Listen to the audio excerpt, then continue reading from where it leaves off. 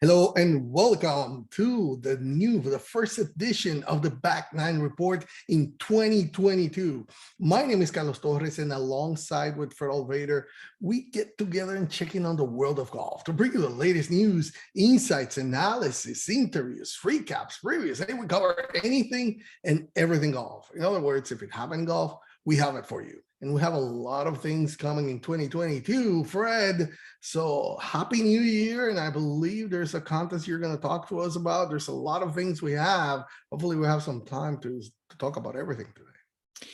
Yeah, Carlos, really excited. We had a great holiday season up here in Michigan. It's a little cold up here right now. We got about 6 inches of snow on the ground. It's going to be a -4 tonight. The high today was 8 degrees. So it's a little cold, but I'm telling you, I'm looking forward to it. By Saturday afternoon, I'm going to be in sunny Florida. So I'm just looking forward to that. But Carlos, I'm really excited. We have a great contest going on for Back Nine Media Group, for the Ohio Golf Journal, Michigan Golf Journal, Indiana Golf Journal, and the Back Nine Report. We are giving 2 nights stay at the French Lick Springs Hotel. We're also giving a round of golf for 2 people on the Donald Ross course, plus $150 dining credit at the French Lick Resort. So 2 nights stay, 2 rounds of golf on the Ross course, and $150 dining credit. All they have to do is go to either Ohio Golf Journal, Michigan Golf Journal, or IndianaGolfJournal.com. Right there, there's a little register tab right there in the middle of the page. Just click on that, put their information in, and we will put them in the contest. We've already had some people signing up, registering, entering. So don't wait, get that done. Fred, so 2 things there. So we can't participate on You're not eligible, so sorry. Man, that's just not good. We have to find some way to do these things for us as well. But anyway, you know, you're bragging about sunny Florida, you're -4. So I'm gonna let it go because we're just in the 30s here. So it's yeah, that's it. I'd have my bikini on if it was like 30s.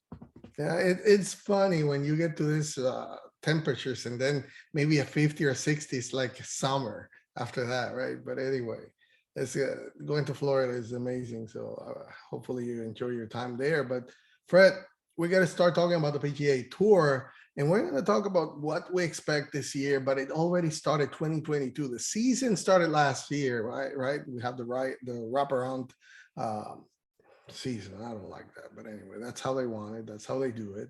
So it starts in October last year. Now, it usually the first tournament of the year is the Sentry Tournament of Champions, where the last year's champions play. That's the only ones that can play. And it's incredible what happened there. You would have to ask, when 32 under earns you a 3rd place. I mean, Ernie Els had set the previous lowest score of 72 holes at 31 under in this same course in 2003. So it took 19 years for that to be lowered. And when that happens, when the man with the best mullet in golf, Cameron Smith, he took out the year opening Sentry Tournament of Champions. He did it with a record score of 34 under. And that was with a 64 final round, 65, 64, 64. And let me tell you, Jon Rahm, the world #1, made him work for it. He went toe-to-toe with him. And he's even shot a 61 Saturday for a record. I mean, the records were falling. That's how the year has started. Falling records. Jon Rahm tried to win. He finished there 2nd at 33 under. And then not only that, Smith wasn't the only Aussie making the most of the ideal conditions that were there at Kapalua, because Matt Jones closed with rounds of 61 and 62 and 61, and he finished 1 behind Jon Rahm at 32 under. All 3 broke the previous 72-hole record. Okay, so it was amazing. I mean, Jones finished 6 shots, then the rest were a little far behind, 6 just ahead of the start, started chasing back, which featured Patrick Cantley at 26 under, Colin Morikawa 25 under, Justin Thomas 25 under. This sounded like a Corn Ferry Tour tournament. I mean, those low scorers, it's like, where were they playing from the from the forward tees or what. I mean, it was incredible for it, but it definitely sets up what seems to be an amazing year for the PGA Tour. Record-setting scores with a record-setting money to be earned this year. So how about this tournament and what to expect moving forward? Yeah, yeah, unbelievable scoring. There, the wind was down. There was no wind blowing all 4 days, really. The conditions were ideal, and so it's a resort course, and they just picked it apart. These long bombers now, and that course especially is made for long hitters. It's big, wide fairways, and a couple of the greens you can drive it on. So it was a lot of birdies for sure. But that's my question for you, Carlos. Number one, well, I got a couple questions, but number one, in the past, we've kind of picked on this tournament a little bit. If you remember, for years, Tiger and Phil wouldn't even go over there and play, right? They couldn't get some of the winners to even go. No, I'm not going to Hawaii. It's too far to go. I'm still home enjoying my off season. No, I'm not going to. Well, Phil went 21 years between starts over there. He went over, didn't play too badly, actually. But Rahm and Cam Smith, I mean, they tore it up. So my first question is, this is a nice course. Hawaii is beautiful. For us snowbound people, it's great to see golf in Hawaii in January. I always enjoy that. But is this the way the tour should start their season? On a course like this, it's mainly like a pitch and putt. If you want to start your season, it's like, let's say, like NASCAR. They start with the Daytona 500 with their Super Bowl, right? So they're trying to give this champions from last year a way to get started. This is just a retreat for them, basically. Kind of like a warm up. It's almost like a practice round. It is, and the way that you entice them is to make it with an easy tournament. If you put them into a difficult course, they won't go there. Hey, I just want to have a good time. I just want to earn my money here. And thank you. This is just a thank you for winning last year for the players. And like you're mentioning, if you see, Cameron Smith is not the first Australian. I mean, he's the first one since Jeff Ogilvy went back-to-back in 2009 and 2010. But if you go back farther than that, Stuart Appleby completed this was his tournament. In 2006. He won it 3 times in a row. So you see a lot of this winners from Asia, of course, and Australasia playing there easily because it's closer to them. But you cannot make it a difficult course for them. So I think it's a great way for them to warm up. Most of them will be playing the next week on the next tournament there in Hawaii. So it's a great start. Hey, let's get started. And yeah, it's like I say, it's just a thank you for playing, for winning last year. Just come here and have a great time. So my second question is, so you mentioned Cam Smith has this fantastic mullet, right? Okay. Short in the front, party in the back. Yeah. Okay. All business in front, party in the back, all that good stuff.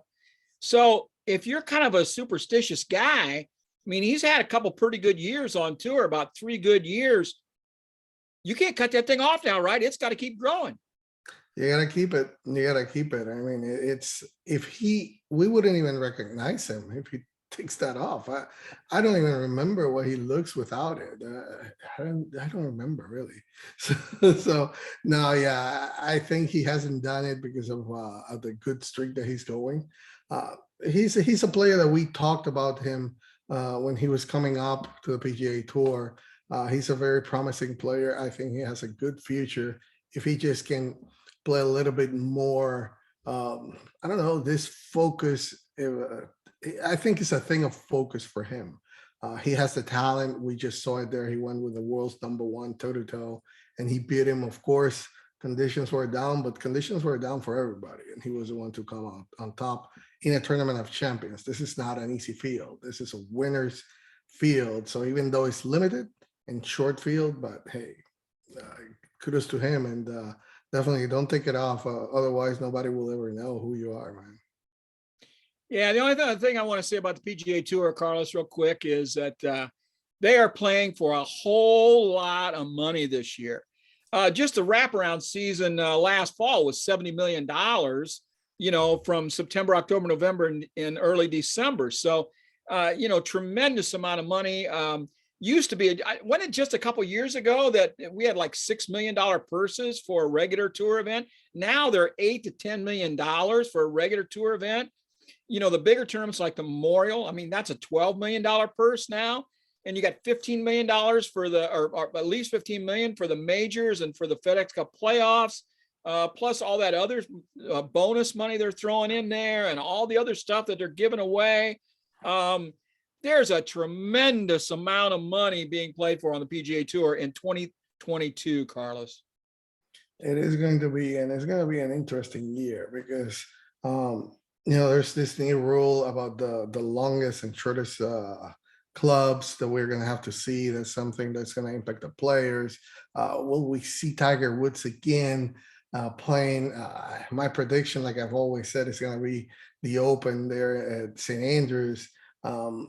There's so many stuff that we want to see. Jon Rahm, will he win again? Colin Morikawa, will he continue with that generational talent? Maybe reach number one and keep, breaking those records that he has. Finally, we're going to see back the PGA Championship back to where Tiger won it last time in 2007 in Southern Hills. So it's going to be a different look than 2007, but an interesting venue nonetheless. So a lot of things, great players peaking at this time. We see Patrick Cantlay, Colin Morikawa, Jon Rahm at the top, but we can't forget Justin Thomas is right there. Jordan Spieth is surging again. DJ at any time, we know he can do it. Rory McIlroy, will he finally do it again? Another major. There's so many stories that we can go through. Of course, the U.S. won the Ryder Cup last year. This year is for President's Cup. What's going to happen there? How that's going to be brewing around. I mean, so many stories, and we're going to be bringing them as the weeks come by. So I can't wait to see what the PGA Tour 2022 year comes with. Going into our 10th year, Carlos, we're going to have everything that everybody should know about. We're going to hit the hot topics, bring things that people need to know in the golf world. We got it for you. We got it. And remember, we thank you for watching every week. We put the content out there. If you want to stay in touch, all you have to do is subscribe to our channel. Right down there's the link, so you can go there and automatically subscribe. Every week we bring 2 or 3 different clips with new content. So thank you for joining us. Remember, our ID on Twitter is at Back9Report with the number 9 in the middle. So thank you for joining us, and keep rocking that golf this year.